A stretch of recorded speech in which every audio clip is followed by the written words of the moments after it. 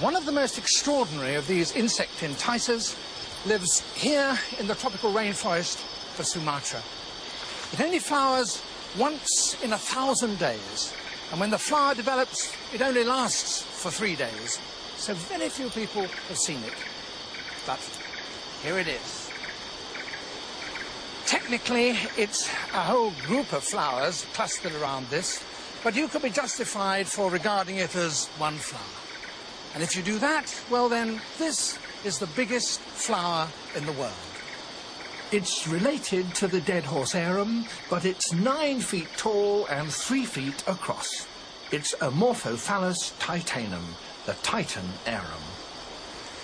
The function of this great spike in the middle is to produce a smell,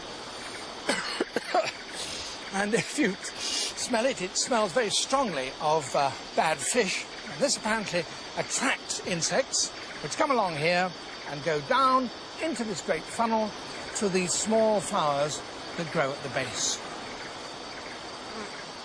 Until this film was taken, no one was sure what insects pollinated the Titan Arum. As we watched, we saw that, without doubt, the job was done by tiny sweat bees. Like other arums, the male flowers form a band at the top.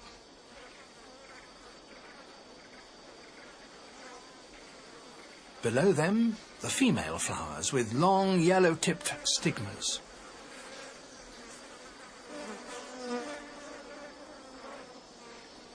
The bees seemed to find some reward on the stigmas, for they crawled all over them, distributing the pollen they'd brought with them.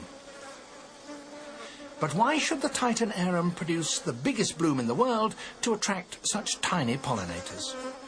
To be effective, these bees must bring pollen from another bloom. But since the plant is rare and only flowers once in 3 years, the nearest may be miles away.